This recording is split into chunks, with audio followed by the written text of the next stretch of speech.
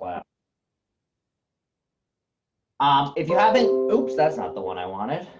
This is the one I wanted. How do I make you smaller? Okay, so if you haven't filled out that little survey thing yet, please do that. And I'm going to share my screen and we can go over the homework first. And so where is my screen share? And I want to share this screen, but I need to move this out of the way. So can everyone see this? Is this visible? The part of the screen that I'm sharing? Yep. Okay, Yes. awesome. All right, so let me zoom in a little bit farther. Zoom, zoom, zoom. So these are just the homework questions. If you're wondering why you haven't gotten your homework back yet, it's because with the midterm time, it seems that some people didn't get their homework to me on time. And so I decided since it's midterm time, I'd give people the benefit of the doubt and grade them without taking off points. But it does mean that I got a couple this morning, so they weren't fully graded in time for me to send them back. So if you sent yours in late, you can thank me for not taking off any points. If you sent them in on time, you can thank your classmates for the fact you don't have them back yet. But anyway, let's just go through the homework. So first things first. On the whole, I think you all did a very good job. I don't think anyone got below like in mid 80s. So I was very happy with it. The way I graded it was basically if you got the fallacy, if you didn't answer the question at all, you got 0, like didn't even put an answer. If you put a fallacy when it wasn't, or said it was wasn't a fallacy when it was, you got 1 out of 5 points. If you said it was a fallacy but said the wrong fallacy, you got generally 3 points. So there were a couple where I was a little bit, gave an extra bonus point. And then if you got that it was a fallacy and the correct fallacy, you got 5. Or if it wasn't a fallacy and you said it wasn't a fallacy, you got 5. All right. So first one, you either agree with everything Trump says or you're not a real American. I know you're a real American, so that means you're going to have to agree with Trump about everything. Was this a fallacy? And if so, which fallacy was it? Anyone remember? The option. I think it is. It's a either or fallacy. Yeah, it's a fallacy. It's the either or fallacy. So this is the case in which somebody says you have to either do this thing or this thing when really there are many different options. What about the second one? David said Michael Jordan was better than LeBron James, but David is ugly and smelly, so he must be wrong. Therefore, LeBron is better than Michael. Professor. Yes. I'm sorry. What are you sharing right now? We can't see the homework. You're sharing a Google. Oh, am I not sharing the correct screen? No, I don't know where you no. Okay, let me unshare and then try resharing. All right. Thank you for pointing that out. Okay, this is hidden. Where is the, okay, there you all are. Share screen. Let's pull this one up. Google untitled document. All right. So let's try that again. Screen 1. All right, is it working this time? Is it? Yeah, it is now. Okay, good. I just won't press anything. All right, second one, David said Michael Jordan was better than LeBron James. David is ugly and smelly, so he must be wrong. Which one was this? First off, was it a fallacy? If so, which one? I think yes. Irrelevant. Yes, irrelevant. Yeah, premise. For this one, I took 2 possible answers. Ad hominem? It was either ad hominem or irrelevant premise. And one interesting thing is you can kind of think of as irrelevant premise as a bigger category, and ad hominem is kind of a subspecies within it. But if you put either of those, you got full credit. Number 3, if you break your leg, it hurts. You broke your leg, so it must hurt. Fallacy or not? No. Not a fallacy, correct. So if you put that one, not a fallacy. If you said it was a fallacy and gave a very complicated answer, there were a few people who got full credit despite it, and they explained, it was a very long answer, so you could get full credit on this one, but anyway. I was looking for not a fallacy. 4 is an interesting one. For 4, I gave full credit for one of 2 answers. Answer 1 was straw man. That was the one I was thinking of this being, that this is a straw man argument, because I never actually said that critical thinking is more important than food and drink and even oxygen. If you said it was a fallacy, that was the correct answer, that it was a straw man argument. However, I say some pretty ridiculous stuff in class. So some people said that this was not a fallacy at all. And I also gave you credit for that, because it's not totally unheard of that I would have said something this ridiculous. And if I had said something this ridiculous, then this would have been a very good argument against me. Therefore, you also got full credit for saying not a fallacy. Does that make sense to everyone? I have a question. What about appeal to authority and questionable cause? So here, thank you for bringing these up. So first off, let's talk about appeal to authority first. So this one could not be an appeal to authority. Why? Why not? So when you're appealing to an authority, the reason that something is true is because the authority says it. So an authority says, I believe that the sky is red. And then you say, the reason that the sky is red is because someone said that the sky is red. But in this case, you're actually disagreeing with the authority figure. So you're not actually using as your main reason. If you had said, Professor Neely said that critical thinking is the most important thing in the entire world, therefore critical thinking is the most important thing in the entire world, that would be an appeal to authority. However, if you're disagreeing with me, it's not an appeal to authority. It's just like if I say Trump said this, but Trump is full of crap, that's not an appeal to authority. If I say Joe Biden said this, but Joe Biden's full of crap, I'm talking about an authority figure, but I'm not actually using their views to support my own. So that's why it cannot be an appeal to authority. In terms of, what was the other question? There was questionable cause, I guess. Questionable cause. So the reason it's not a questionable cause is, if it was a questionable cause, it would have to be a case in which there's one thing that happens and another thing that happens, and one person say the fact that they happen at the same time, you're saying one caused the other one. But in this case, it's not really that there's one thing that's causing the other as it's not that the conclusion is that one thing must have caused the other. In a questionable cause, the conclusion is the thing that one causes the other thing. In this case, however, the conclusion is Professor Neely's wrong. So it just doesn't quite have the right format. For a questionable cause, it's this thing happened at the same time as this thing, therefore this one caused that one. So it was either going to be a straw man or not a fallacy. If you want a questionable cause, 5 is a clear case of questionable cause. So 5 is a fallacy. It's questionable cause fallacy. And it's a case in which a bird poops on your head at the same time your neighbor looks at you. Therefore, the conclusion is the woman, your neighbor, made the bird poop on your head, and therefore she's a witch. The fact that the bird pooped on your head at the same time the neighbor looked, those things happened at the same time, but it's not in any way true that one caused the other. That's a questionable cause fallacy. All right, number 6. What was number 6 a fallacy? This was a trick question. No. No, it was not a fallacy. This is designed to look like a either or case, but it's not actually a fallacy. The reason being that in a either or fallacy, you say there are only 2 options, but in truth, there are many, many more. But in this case, you say there are 2 options and there truly are 2 options. So this was not a fallacy. 7, COVID was made in a lab. Trump said so. Which one is this? Appeal to authority. Yep, you nailed it. Appeal to authority. Number 8, I took 2 possible answers. Anyone know what they were? I put unrepresentative sample. Yeah, I took either unrepresentative or small sample.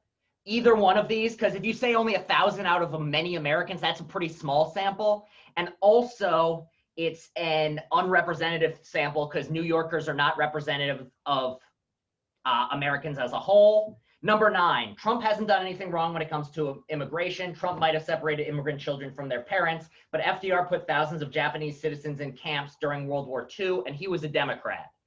Is this a fallacy? Yes. Yes. And which one was it? I took 2 answers. Make a right. 2 wrongs make a right or irrelevant premise. Again, you can think of true wrongs making a right being a subcase of premise, but irrelevant premise, but I took either one.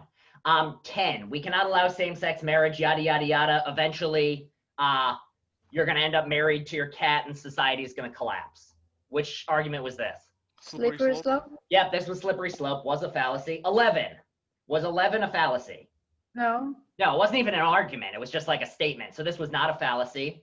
12, everyone who supports the Second Amendment likes it when children die. They must be stopped. This was a straw man. This one people had a little trouble with. Why is this a straw man? Nobody who believes in, like, say what you will about gun control one way or the other. Neither side wants children to die. So anyone who says that people who hold who believe that gun rights are important, think that children should die, that's a straw man of the position. That is not a view anyone holds. 13, Americans love a good cookout. That's why we say we live in the land of the free, which was this one. It was a fallacy. I said irrelevant premise. Yeah, that's exactly it. It was irrelevant. Being free has nothing to do with cookouts. All right, 14, I once again accepted 2 answers. It was either unrepresentative or small. I took either one. Again, this is just like a sampling case. If you want to know what people from Pennsylvania are like, picking one person is not going to represent all of Pennsylvania, nor is one person a large enough sample size. 15, I took either of 2 answers. Actually, no. I took the one answer, but for 2 reasons. One of the answers that I took was that it was, so basically the answer was it was not a fallacy. And it was not a fallacy for one of 2 reasons. Either it wasn't an argument at all, which is how some people read it, or 2, it was not an appeal to authority, it was an appeal to an expert. And this was something I wanted to highlight. An expert is somebody who, yes, they have authority, but the reason we listen to them is not because they have power, but rather because they know a lot about the field. So in a case like this, where you're trying to decide, should I get my appendix removed? Yes, the doctor's an authority figure, but more importantly, the doctor knows what they're talking about. So relying on a doctor for a health diagnosis, unless you know that the doctor's a really, really bad doctor, that is not a fallacy. All right, the last one I'm not going to bother talking about because I think just about everyone got full credit. Number 14 was, which one was 14? Was that the small or unrepresentative sample, I think. Let me just double check. Yeah, 14 was either small sample or unrepresentative sample. The main thing I have to say about finding fallacies out in the wild, interesting fact, say what you will about our president, he's made it a lot easier to teach about fallacies. I would say 90% of the examples people gave were things Trump said. So that's just like a funny sociological fact. There were many different things Trump said, but just about every single one of them was something that Trump said. So you all did a great job finding things that our president said that were fallacies. So good work. Lots of tweets. Also, tweets are, the nice thing about Trump is that because it's in tweet size form, it's very easy to attach to your homework assignment. So most everyone got 25 out of 25 on that. As I said, on the whole, homeworks were very good. I will send them back after this due to the fact some people turned them in late and I wanted to give people credit, but that meant I had to grade them and yada, yada, yada. All right. Any more questions on the homework? Again, the lowest grade was, I think, an 84 or something like that. So don't freak out about the homework one way or the other. On the whole, I was very happy with how you did. All right. Any questions at this point? Also, if you haven't filled out my little survey yet for a friend, there's the survey. All right. Any other questions, comments, concerns, business points? All right. I think we're good. So here's. On the good news, you have no homework assignment this week.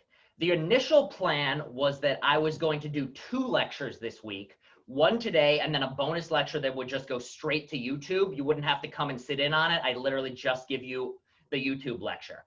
I'm not actually sure if we're going to need that second lecture, and given that it's midterm time and a lot of people aren't here, if we end up missing out on it and we only meet once this week, not the end of the world. So we'll see how far we get. It's not going to be a full class. There might be, if we run over time and I need to go in a little more, it'll only be about a half hour's worth. All right, everyone there, we good? Fingers up, thumbs up, smiles, Yeah. whatever. We all good? All right, let me erase this then. All right.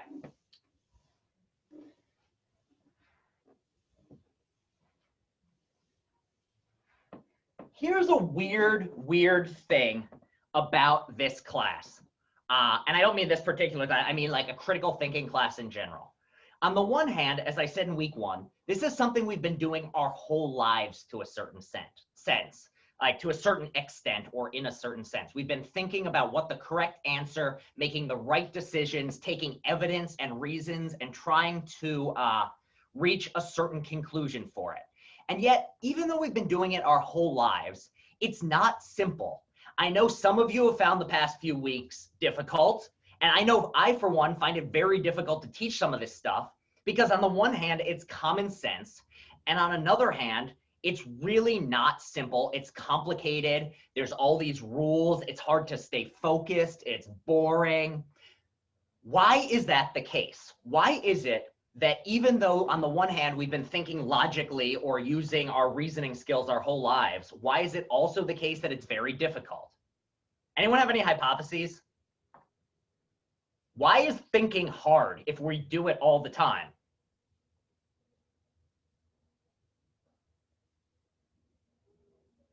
All right, here's the, I'll jump in. Basically, here's the simplest way to think of it. Why are our brains the way they are? Well, probably something to do with evolution, probably something to do with our history, probably something to do with how we were born. But our brains were not designed for a modern world with modern questions. And very often, thinking takes time. Like how long did it take you all to do the homework assignments on average? Just out of curiosity. I know some of them were shorter, some were longer. We're not talking, like nobody finished it in like 2 minutes though, right? Like 2 hours? 2 hours. So like I have to watch some YouTube videos to get, the definition and examples. So yeah, we're talking 10 minutes at the short end. Like that's the absolute shortest. Up to 2 to 3, maybe some people are taking 4 hours to do it, and that's normal. So why is that the case? Well, the fun thing is, even though there are these rules that our minds are capable of following, very often we follow much simpler rules. Very often, because we are busy people who have a lot going on, and thinking takes effort and time, and very often we've got a lot on our plate, we cut corners, we take simpler approaches. So very often, you could go about things step by step by step by step to get a precise, certain answer. Or you can take a simpler approach. Anyone know what the word is for the strategies we use when we're taking simpler, quicker approaches? Anyone know? It starts with an H.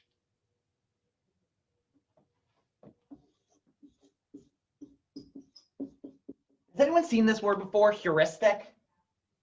A heuristic is basically, it's like a quick rule of thumb for making decisions, or a quick rule of thumb we use for just ballparking things. So instead of like count, like you can imagine if I were to ask you a task of like how many people are standing over there, you might go 1, 2, 3, 4, 5, 6, or you can just kind of like glance and just kind of be like, all right, there's about, that looks like it would probably be about 3 digits and it looks more than 100. Let's just go with like 250. That's what a heuristic is. It's cutting corners. It's a way of thinking that things are done quick and effective, and very often it'll get you the right answer. So very often, if I ask you something like, you've looked at me, you've seen me, what's more likely that I do on the weekends? Play video games or be the front man in a hardcore metal band? Play video games? Yeah, video games is more likely. You're correct. I do not look like somebody who plays hardcore heavy metal. I don't have long hair. I don't have like, I don't look like a badass. So because this is a heuristic you follow. The heuristic is what a person looks like gives you some idea about them as a person.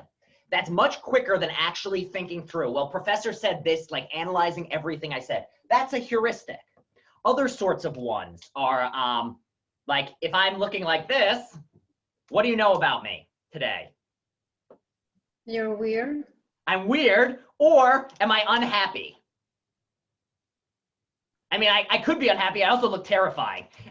But basically, I'm not super depressed. Like, you can guess that I'm not depressed if I have this weird smile, or it's a really fake smile.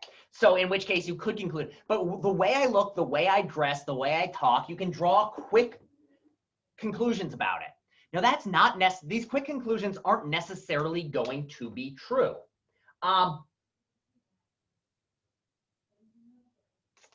So I just ran a test called How Many People Follow My Instructions? And the answer was 2. 2 people filled out my survey, which I guess means that you're all busy. But more importantly, maybe some of you also realized I was lying through my teeth about the fact that I needed you to fill out a survey for a friend of mine. I asked those questions in the little Google survey that I sent out. Those were not in any way designed for those were to test our heuristics. And basically what each of these questions are very tricky questions to answer, where our heuristic and first impulse response is very often wrong and very often misleads us to draw the wrong conclusions. So because not many of you filled out the survey, what I'm going to do is assume none of you did, and we'll just go through the questions. For those 2 of you who did, I thank you very much. It was very thoughtful and kind. You didn't say that it was for the class. You said that it was for your friend 2 Yes, times. I did. I know. So it's not required. It was Rush through asking it. a favor. There's no way it's a psych survey.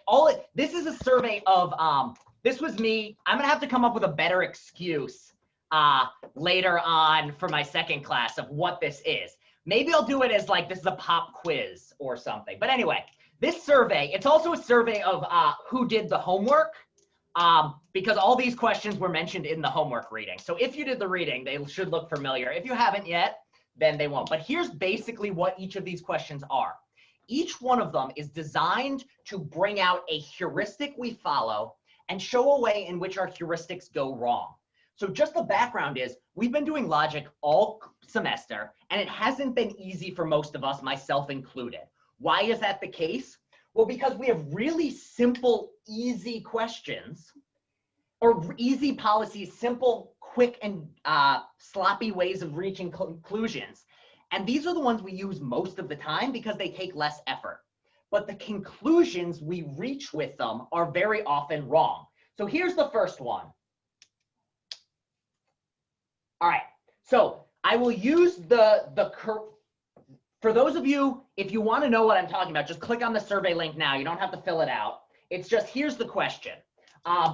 Just about every year, the county with the highest rate of colon cancer in the United States is a rural, sparsely populated, Republican-leaning county in the South, Midwest, or West.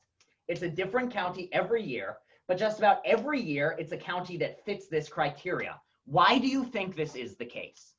So, why do you think this is the case? The 2 answers I have is something cultural, ethical, ethnic, or having to do with the testing examinations in those areas, or maybe the health habits of people in those areas, or colon rates are higher in people who live in those sorts of counties. So those are perfectly reasonable responses. What are some other explanations someone might give if you haven't had a chance yet to fill out the survey, or you didn't?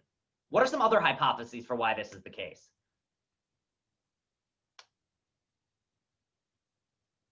There is a right answer, but there's also there's no real wrong answers. I mean, there are wrong answers, but they're not.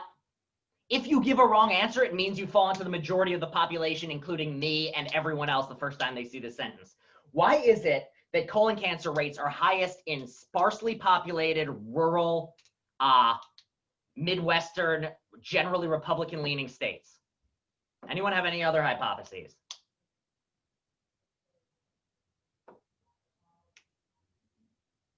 All right, let's put this up here. Here are the key words that I have in here. 1, rural. 2, sparsely populated. 3, Republican. 4, South, West, Midwest. Which of these is the crucial one for explaining why this is the case? So, how many people think it's 1? Raise your little thumbs. And if we don't get to 1, 2, 3, 4, 5, 6, 7, 8, 9, 10, 11, 12, I'm going to start throwing things at the screen. How many people think the fact that it's rural is what matters the most? All right, what about the fact it's sparsely populated? So right now we're at 0, 0. What about the fact it's Republican? Okay, wait, Kobe, was that Republican?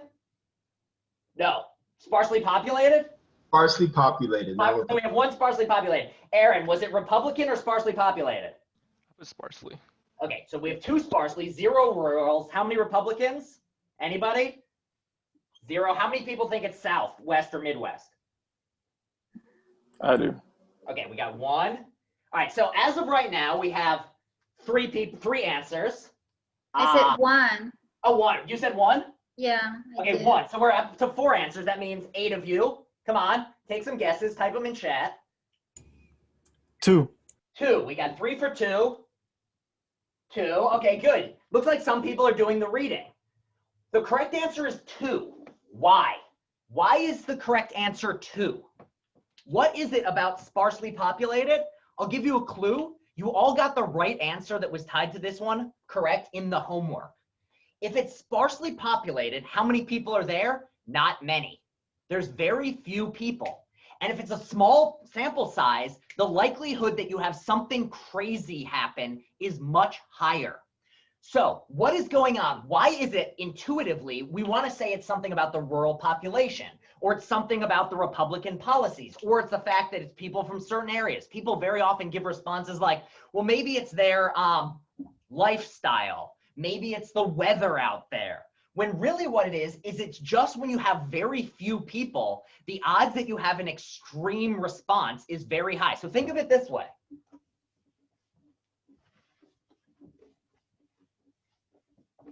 If we have a jar of marbles, and out of this jar of marbles, we'll say it's 50 green and 50 blue. If we pull out 100 marbles, what number are we going to get? How many of each? 50 of each. Yeah, you'll get 50 of each. Yeah. You take them all out.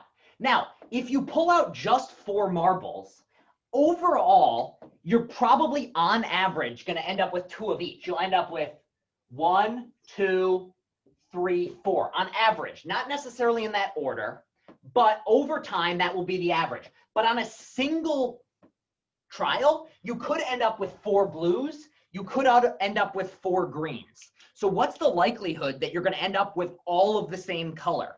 Well, it's going to depend. The likelihood of that happening depends on how many marbles you pull out. If you pull out 1 marble, the odds that you end up with all of one color are 100%. If you pull out 2 marbles, or let's think of it this way. If you pull out 1 marble, the odds that you get 100% blue is 50%. If you pull out 2, it drops to 25. If you pull out 4, it drops even more. So think about it. Now think about people with colon cancer as marbles. To pull out a person with colon cancer from the general population, let's say there's 1 colon cancer out of 100 and 99 not colon cancer. Well, if you're pulling out of a small county, then you're just going to be pulling 1 person out of here, or 2 people. So odds are, if you get lucky and pull out this 1 colon cancer patient, you're going to be at like 50%. You're more likely to get extreme cases when it's small samples. But if you're pulling out of a populated county, you're far less likely to end up with a crazy outlier view. So why is it that human beings, we're looking for explanations? Well, here's a heuristic we follow. If 2 things look like they could be causally connected, we assume they are. This is why the questionable cause fallacy is a fallacy that we fall prey to so often. So if I see 2 things happen at the same time, I will generally assume that they did one cause the other. Why is that the case? Why is it that if I'm thinking bad thoughts and then somebody like gets injured, I'm prone to think, oh my God, I caused it? What is the reason behind this? you can give a nice long evolutionary reason having to do with the fact that if you're out in the wild and you see a tiger and you don't know if it's gonna harm you, but you've seen a tiger and then seen someone get attacked and die, it's safer to assume the worst. It's just generally, as a species, it's helpful to assume the worst. So one heuristic we follow is we assume cause. And because of this, we very often misinterpret random events. If a truly random event happens, all right, here's another classic one, the gambling fallacy. Imagine I flip a coin. I get a head, then I get a tail, then I get a head, then I get a tail, then I get a tail. Then I get a head. What's the odds that my next flip is going to be a head? 50%. 50. So heads, 50%. Now imagine this was the flip. I've given you the coin, you've looked at it, you felt at it. I get heads, heads, heads, heads, heads, heads. What's the odds that I get heads this time? Regular old coin. You pulled it out of your pocket before you flipped it. Isn't it still 50%? Still 50%. Random stuff sometimes goes about fitting in a totally things that look totally random somehow feel more random. But people are much more likely to say the odds of this one are either above or below 50% because you're due for a win. That's not how truly random events work. We rather look for patterns in cases in which even when there aren't patterns, we look for causes when they aren't there. So in a case like this, it's still going to be 50%. These are just things to keep in mind when you're going out in the world. If you see this sort of thing gamble, like if you were to go to Atlantic City and all of a sudden, you know, there was, you got an ace every single round in poker, it in no way means you're likely or not likely to get an ace the next time. It just means that in a large enough size of, like, eventually in a random world, totally random stuff happens. Here's another one. Lottery tickets. Which of these is more likely to win in like the New York City multi-million thing that gets advertised on the big billboards? Which of these is more likely of a number?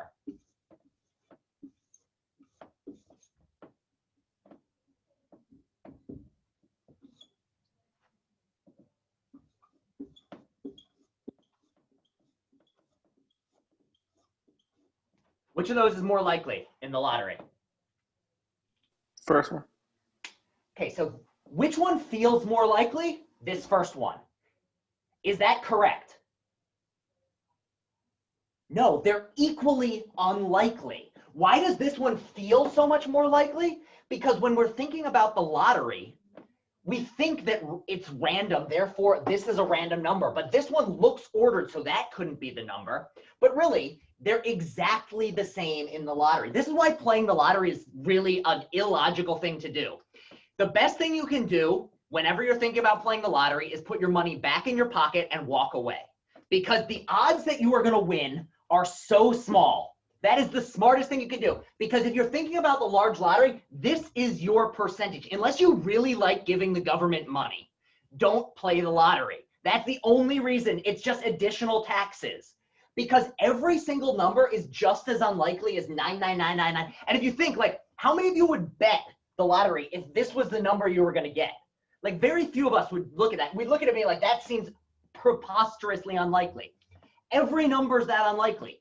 Every number is that unlikely because each case it's a 1 out of 10 chance. 1 out of 10, 1 out of 10, 1 out of 10, 1 out of 10. Doesn't matter if it's a 7, a 6. Each one is totally random from the others. It's just when it looks random, we somehow cannot help but feel it's more random. And if there's a pattern, there had to have been a cause there. So this one feels so ridiculous because we know the lottery is random, and we know that if this looks, we assume like, oh, there must be a pattern to explain that. But really, this is just as random as this is.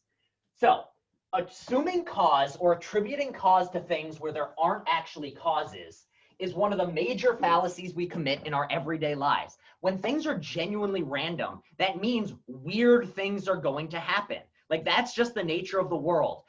You're gonna run into your best friend halfway around the world at some point in your life, or you're going to run into someone you know. That doesn't mean you're destined for each other. That just means sometimes random stuff happens.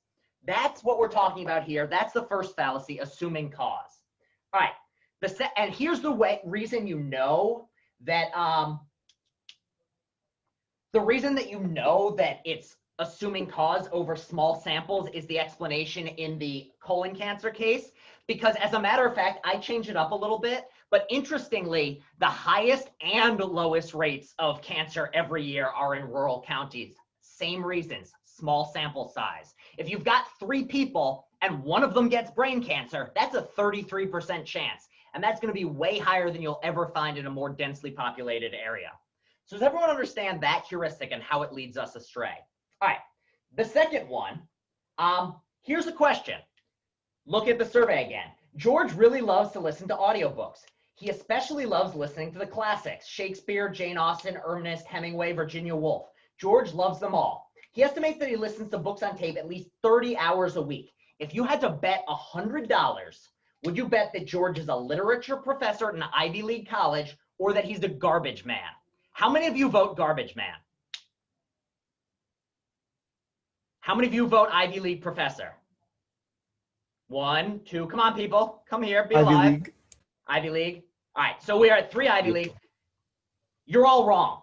If you're betting, you should bet on the garbage collector for one simple reason. Anyone know what it is?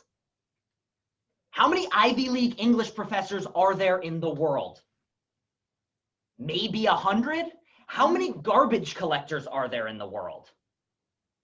There are millions worldwide who collect garbage. The odds are that if you were to randomly pick, like George is just a random person picked out of the collection of people who like audiobooks and like classics, the odds are that he's going to be a garbage man, because let's say there's 10 million garbage collectors. 10 million. So that is a 10 followed by 1, 2, 3, 1, 2, 3 zeros. And let's say there are 100 Ivy League literature professors. Let's say 50% of the Ivy League literature professors listen to all these books.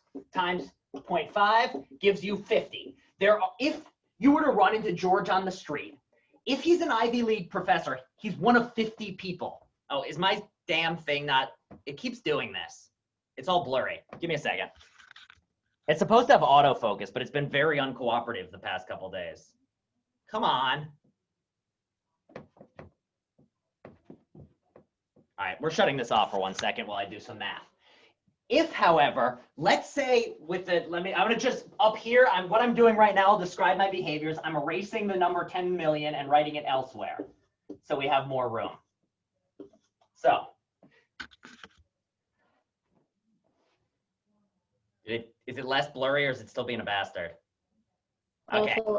Still blurry. This is my new favorite. I play this game all the time now. It's really fun for everybody, mostly me. What if I just like hide down here? Does it focus? Isn't this fun for all parties? They're doing its same thing. The dancing worked. Oh, the dancing worked. Great. I just have to dance. That's the solution. Imagine. There you go. It's focused. It's 10 better. minutes. Oh, I lost it again? No, it's you're good, focused. you're It's good. focused. Okay, so It's dancing. working now. All right. Let's imagine that 0.1% of garbage collectors are people who listen to this many books on tape. So 0.01. Now, I'm terrible at math, so I'm going to ask a calculator to do this for me over here on the side. 1, 0, 0, 0, 0, 0, 0, 0 times 0.1. Oh, times 0.01. You know, so anyone better than me in math know how many of these garbage people there are out there? There's 100,000. Which number's bigger, 100,000 or 50? 100,000. Yeah, 100. Good. You've all got your, the alligator. Everyone remember the alligator eats the bigger number. Isn't that always fun? That's where I stopped paying attention in math. Back when once we got to like things above that, I stopped paying attention. So yeah. So if you were to meet this person on the streets, it's going to be totally random where you meet them, everything else. But the odds of running into one of 100,000 people is higher than your odds of running into one of 50. Why was it where every single person thinks it's more likely that they're the Ivy League professor? Why is this the case? Why do we think that? What is the very obvious intuitive reason to think that a person who listens to tons of books on tape and is if somebody listens to a ton of books on tapes, loves English literature, loves listening to the classics, why is this person more likely than a garbage collector? Prejudice. Yeah, it's just we have these views of what this sort of person looks like. Somebody who listens to those much more closely fits our common sense understanding of what an Ivy League professor looks like than what a garbage person looks like. And here's the truth of the matter. If you know someone is an Ivy League professor, then the odds that they are this sort of audiobook listener is higher. So if you start from knowing someone and what they look like, the odds and what they do, the odds are, you are correct. It's 0.5% chance, or times 0.5, 50% chance that they do listen to these audiobooks. However, the issue is that going the other way does not mean that if you were to run into a person knowing that they like audiobooks, they're more likely to be a professor. It doesn't go the other direction. It's rather, if you're running into a random person on the street, you want to go with what the larger sample size is. This is just the core idea of how our minds, you cut corners. And generally speaking, we cut corners a lot because it saves time and effort. But this sort of idea is basically this is the core of a lot of just like straight up prejudicial stereotype thinking. What you end up thinking is if in your mind a certain group of people looks and acts a certain way, then even if that group is very, very unlikely to do something to you, and even if say slightly higher chances than average, odds are if you're going to get attacked by somebody, they're not going to fit the description in your head that you imagine. Rather, very often we have these stereotypes, these images of what people look like, and that leads us to majorly overestimate what the likelihood is that somebody fits that category. Always think, if you run into someone that meets a category, always think about, well, if I'm trying to understand this person, the odds are, like, make sure you take into account how many of those people there are. And these sorts of things can be, let me see if I can come up with some other examples. Here's another one. Like if a similar sort of thing where there's going to be, who's going to have more tattoos? Rock stars or doctors or nurses or something like that. Well, it's going to be whichever group has more people. So if you run into someone and you see them with tattoos, doesn't mean they're probably in a rock band. It probably means that they have tattoos but do something totally normal on the side. Like, always keep in mind the size of something matters. If I were to try to guess what major you are majoring in, and I were trying to guess, having met you all, what should be the #1 factor determining what I guess? I've met you all, I know something about you, but what should be my #1 determiner of what major I guess you have? Where should I be looking? If I were to go to one website, what website should I go to? School website? Yeah, the school website. I should look at the Baruch website and see what the percentages of different majors are. Because the number of people who are in the, like, you might stereotypically meet. Imagine there's only one computer science major at Baruch, but there's 100,000, or say 1,000 accounting majors. Well, even if you perfectly fit the stereotype of a computer science major, odds are that you're just an accountant who doesn't quite fit the stereotype. Here's another side thing about stereotypes and the importance of the way in which our assumptions about what people look like and how they behave and how it ties in with stereotypes. Here's just a regular practical question. You meet a guy who, you go into the doctor's office. You meet your doctor. This man is a little elderly. He's rather soft-spoken. He seems very serious. He's very put together. And he's like, I think the issue right now is that you have this, this, and this. That's Dr. A. Dr. B, you walk in, he's got a cutoff t-shirt and he's got his muscles out and tattoos all over. And he goes, yo, here's the fucking problem with you. I'll tell you what's the fucking problem. Which doctor should you go to? Serious question. Which doctor should you go to? The second one, he seems real. Yeah, well, second one seems real, but also here's the thing. Generally, if you fit all the stereotype, the correct answer, for the record, go to Dr. B. Definitely go to Dr. B. Why? For the reason that when people are, as a matter of fact, if you fit into a stereotype, people give you the benefit of the doubt. They trust you.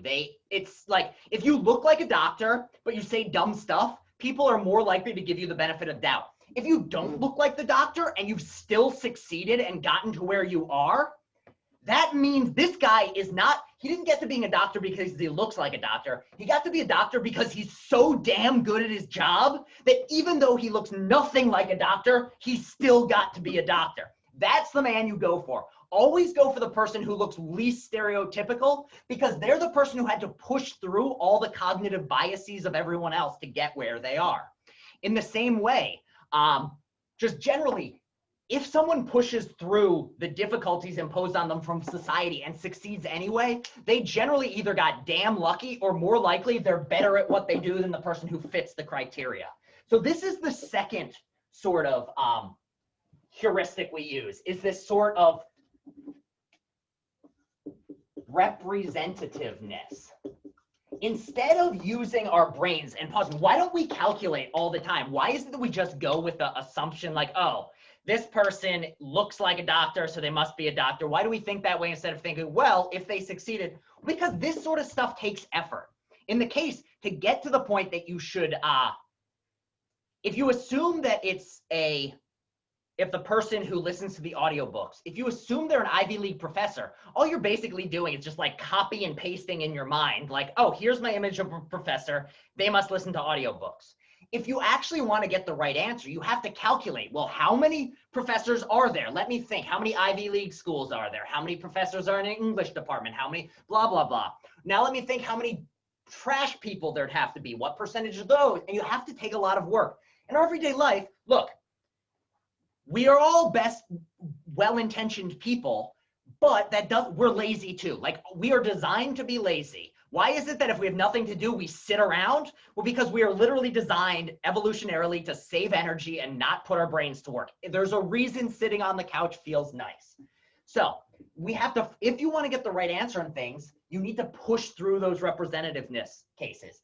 And these ones are actually very powerful in politics and other sorts of things. Very often, people vote based on who looks more like a president. So there was a famous old study. Back in the day when lots of people watched the debates, and back in the day when there wasn't recorded TV, a lot of people would watch it live or listen to it on the radio. And there was this interesting fact, which was back in the Nixon-JFK debate in 1960. If people who only listened on the radio thought that Nixon had won the debate, and people who watched it on TV thought Kennedy had won the debate. Why? Well, a large part of it was that Kennedy looked more like a president. He fit the representation. So people were more persuaded by that and less likely to listen to Nixon, listen to the arguments, because what you look like does affect it. And this is an unfortunate fact. People aren't always going to give you the benefit of the doubt. So to succeed in life, sometimes you have to meet people's expectations, which fucking sucks. But also on the flip side, be aware of your own biases and how you might be reaching a conclusion based on what you expect or what you think somebody should look like, as opposed to what they actually look like. All right. What was my next question in the mythical survey? That wasn't really a survey. Oh, this was a good one. Alex is a US citizen. When asked what issue matters most to him in the 2020 election, he says that it's public safety and the crime rate. If you ask him to summarize his own views in a single phrase, he would say law and order. Is it more likely that Alex is a cop, or Alex is a cop who's going to vote for Trump? Which is more likely? If you were betting, what would you bet on? Vote for Trump. So here's the intuitively clear answer. In our heads, we think, oh, he's going to be more likely to vote for Trump. Is that the correct answer? No, it's No, not. it's not the correct answer. And this is another way in which representativeness can pull us away. In our minds, we think he sounds like he's got to be voting for Trump. But here's the truth. Let me draw for you the population of people in bubble form who are cops who are going to vote for Trump. This is what they look like. Now tell me something that's true about cops who are going to vote for Trump. What are two things we know about them? And I literally mean it's in the words. What do we know about cops who are going to vote for Trump? They're a cop. Yes? They vote for Trump. They're going to vote for Trump. So if you know that someone's a cop who's going to vote for Trump, you know they're a cop and they're going to vote for Trump. Well, you know who else is cops? Every single cop is a cop. So everyone who's a cop and is going to vote for Trump is also a cop. So the group of cops contains the group that's cops who are going to vote for Trump. So by definition, if he's a cop who's going to vote for Trump, he's also a cop in general. Like this person is both a cop who's voting for Trump and a cop. However, we somehow assume it's got to be more likely. It fits our criteria, it fits our representation more. But in truth, all you need is one person who fits this criteria. Like we can imagine one person. If Alex is someone who cares about law and order, he cares about crime rate and public safety, but also he thinks Biden's going to do a better job, he's going to be the one person who falls outside of the Trump cop, and he's just a cop. And all you need is because every single cop who's going to vote for Trump is also a cop, if you were betting, it's much more it's going to, by definition, mathematically be more likely that he's just a cop in general, because cop who votes for Trump is still a cop. So if you guess cop, you get that vote, but you also get the handful of people who don't fall into that category. So you can imagine, here's the cops who are going to, let's imagine this. Here's going to be a drawing of the cops who vote for Trump. Let's just imagine as an argument, and I'm not saying this is true, I'm not saying anything about police officer politics, just as a matter of fact, if this is the group of people who are cops who are going to vote for Trump, it's still entirely contained inside. If you bet that he's a cop who's going to vote for Trump, you're only getting the green circle of people. If you bet he's a cop, you get the green, but you also get the blue, because all the cops who are going to vote for Trump are also cops. So this is a way in which we can very, very easily have our intuitions get pulled by our idea of what someone's supposed to look like. And it can really lead us like this, the last one, in terms of the, there's still a chance that this person is an Ivy League professor. It's a lower chance, you should bet on garbage man, but there's a chance you win. In this case, it's just objectively false that you should put money on him being a cop that's going to vote for Trump as opposed to a cop.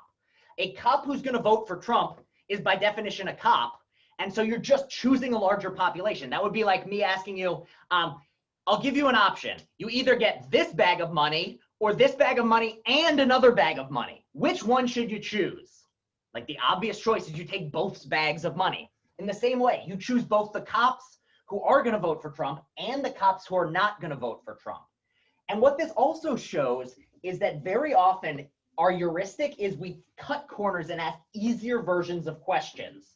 So what we hear in our heads for a question like this, instead of is it more likely that he's just a cop in general or a cop who's going to vote for Trump, we hear something like, is it more likely that he's a cop who's going to vote for Trump or a cop who isn't going to vote for Trump?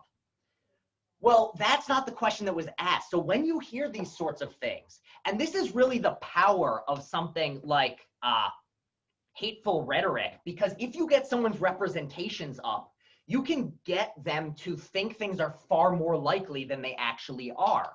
Because if you're talking about, like, what's more likely, you're going to get stabbed by an immigrant or you're going to get stabbed by an illegal immigrant? Well, one of the ways in which people get people mad about immigration is you try to play up how dangerous individual illegal immigrants are. And then all of a sudden you have people saying it's way more likely to get stabbed by an illegal immigrant than an immigrant. Well, no, it's not. You're actually much more likely to get stabbed by an immigrant in general, since illegal immigrants are a subset of the immigrants. Or are you more likely to get stabbed by a US citizen or a natural, like somebody who was born outside of the United States? Well, you're far more likely to get, but is now a citizen. Again, you're far more likely to get stabbed by somebody who's a U.S. citizen but was born outside of the United States, or a U.S. citizen in general, than by a U.S. citizen who was born outside the United States and has since been naturalized. Why?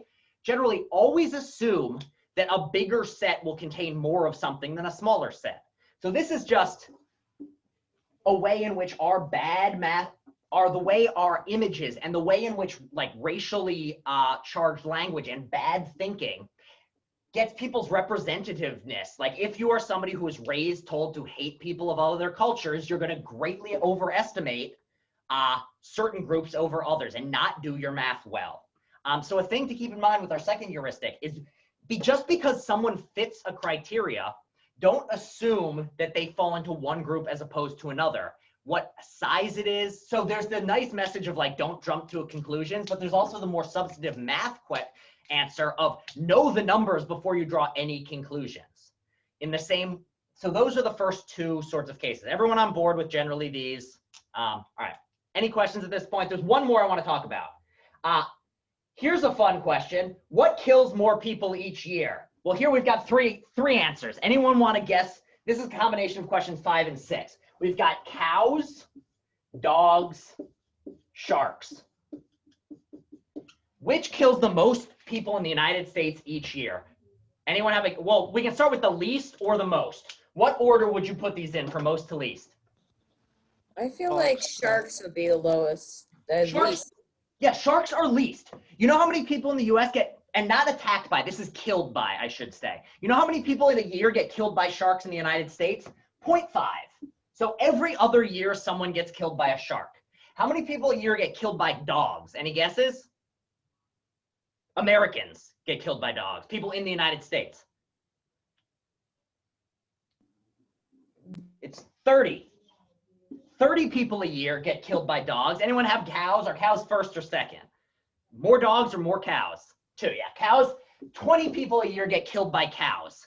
So you just on average in the United States, dogs kill 30 people a year, cows kill 20 people a year, sharks kill 0.5. I'm pretty sure you're more likely to get killed by a pig than a shark. Pigs can be really vicious. I read a good story on my looking up these statistics. It was something to the effect of farmer eaten by own pigs, which was, it was like all that was found of Mr. So-and-so was his dentures, which is just like a hilarious thought of some, yeah. If you ever need to get rid of a body, pigs are a good way of doing it. Just keep that in mind for future reference. But yeah, why is it though? What is most people's first impulse? Sharks, cows, or dogs? Where does your gut go? Sharks. Most people go to sharks. Why? I've heard of the movie Jaws. I've never heard of the movie Moo Moo or the movie Woof Woof. I mean, you can imagine dogs, like in New York City, I feel like people are more likely to have like some bad experience with a dog on the street just because there are so many. But generally speaking, there aren't all that many sharks in the world that humans are interacting with. But we think it's the shark because it comes to our mind much easier. And this last type of heuristic that we follow, it's called the 3 is availability heuristic. So the availability heuristic is just the idea that we estimate how likely something is based on how easily we can call it to memory. And the truth is, sometimes this works. Sometimes things are easier to call to memory because they're more likely. Like if I were to ask you what is more likely in your average week, that you eat pizza or you eat Ethiopian food. Now, if you're Ethiopian, it's going to be a different answer, but for the average American in New York in 2020, it's more likely that you're eating pizza. And one of the quickest ways you do this is how? If I asked you, what do you eat more often, pizza or Ethiopian food? What is one way in which you draw this conclusion? Availability? Yeah, you just, availability, but just describe your thinking process. I ask you, serious question now. How many of you eat pizza more often than Ethiopian food? Yeah, and describe your thought process. My process was, I think, when was the last time I ate pizza? Oh, it was like 3 nights ago. When was the last time I ate Ethiopian food? Oh crap, I can't even remember the last time I ate Ethiopian food. So the fact that it came to my mind faster suggests to me like, oh, So this is a case in which the availability heuristic worked. It got me the right answer. But the issue is things come quickly to memory for many different reasons. So why do things come to memory quickly? What are some other factors? One is how common they are, but what are other things that go into how common something is, or how easy it is to call to memory? Experience. So experience, so your personal quirks are far more likely to make certain things come to mind. So as a matter of fact, if you've been mugged and you have a memory of a mugging in a personal life, you're far more likely to overestimate the percentage of people that get mugged than is somebody who's never been mugged in their life. Why? Because when you think of mugging, it comes to mind very quickly and very easily because you had a traumatic mugging. If you've never been mugged, you have to think about times like, oh yeah, I guess I knew some people got mugged. I hear about it in the news. And it comes to mind much more slowly. So one of the reasons things can be more available are just personal quirks. And if you're using availability to estimate how likely something is, then this isn't a good way of doing it. What are some other things that change how easily something can be called to mind?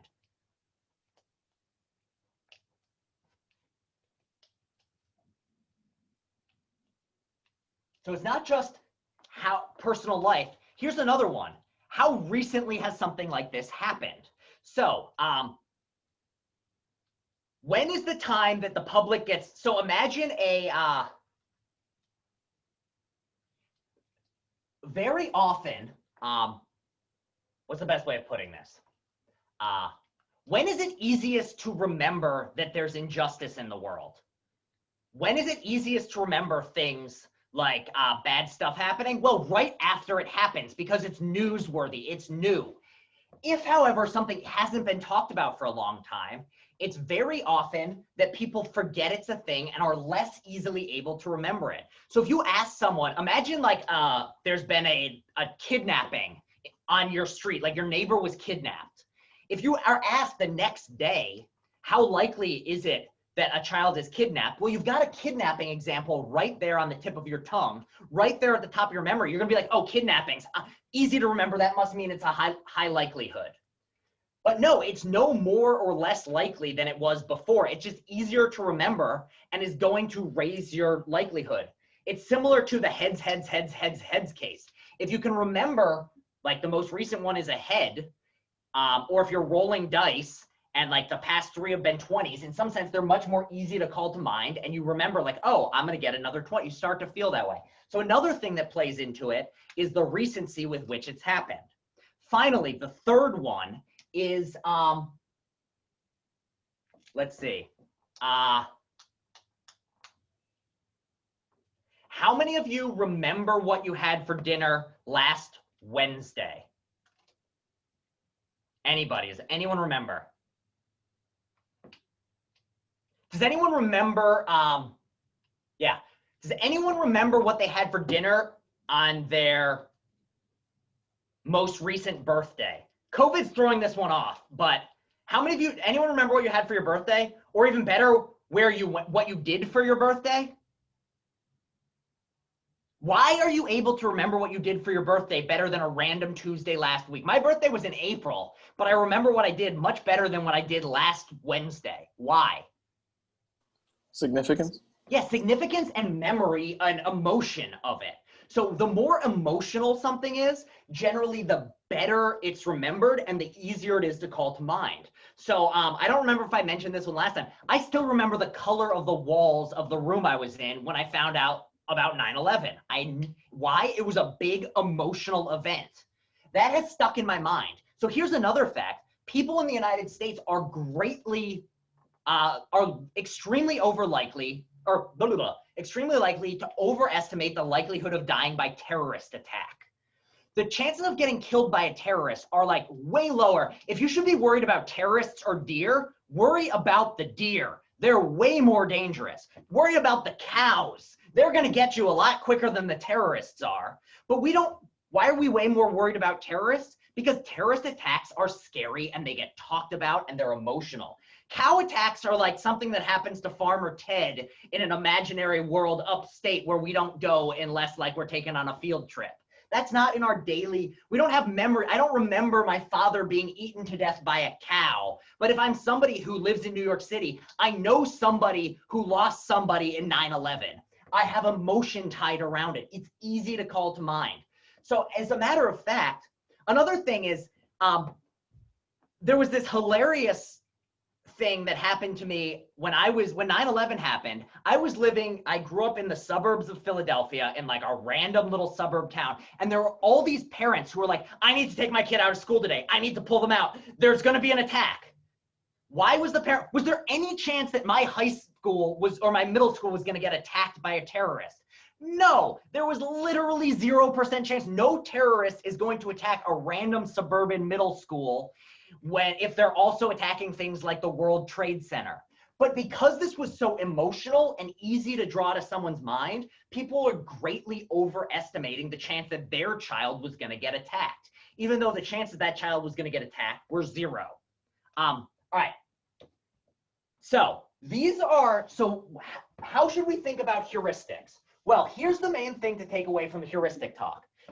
You're going to follow them in your everyday life. You cannot help it. Your brain is wired, especially when you're overtired, especially when you're hungry, especially when it's midterm week, especially when you've been having to listen to your professor for 50 minutes plus, hour plus. In these cases, our minds are running on less power and they're far more likely to cut corners.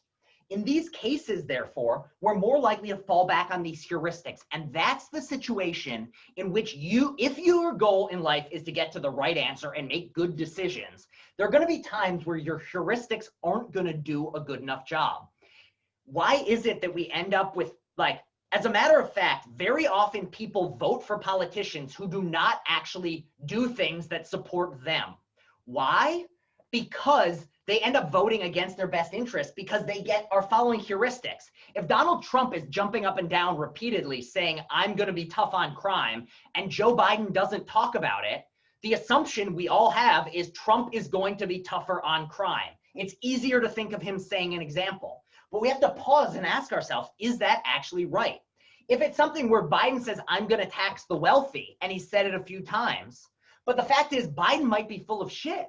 He might not. We'd have to look at his actual track record as a politician. Maybe he won't be better for you even if he says this. Just because someone looks like a politician doesn't mean they're going to make a good politician. So like the classic case of representativeness, AOC does not look like a politician. She's 30 years old. She's from the Bronx. This is a case in which, for her to have succeeded is quite remarkable and suggests that she's a very impressive person. If you look like Joe Biden and you succeed, it's not as impressive as if you're a Latino woman from the Bronx and you make it to Congress. In the same way, don't assume just because two things are happening at the same time, they're causing each other. Pull back, ask yourself, if all of a sudden Trump gets elected again and COVID numbers plummet, that doesn't mean his election caused it. If all of a sudden Biden gets elected and COVID numbers plummet, it doesn't mean Biden caused that. All it means is there was one thing happened and another happened, but you have to ask yourself, what is actually responsible for this?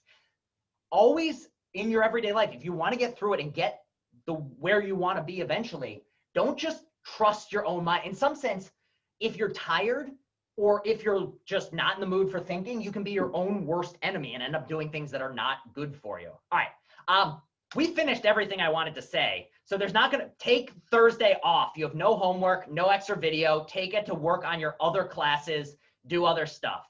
And if nothing else, use the time that you would be doing the homework just to sleep or relax or eat or something. Thanks, Professor. You're the Thank best. you, Professor. Thank you, Time. Professor. You all got a ton going on. Have a good one. I will see you all Have a next great one. Tuesday. Have a wonderful one, Professor. See you.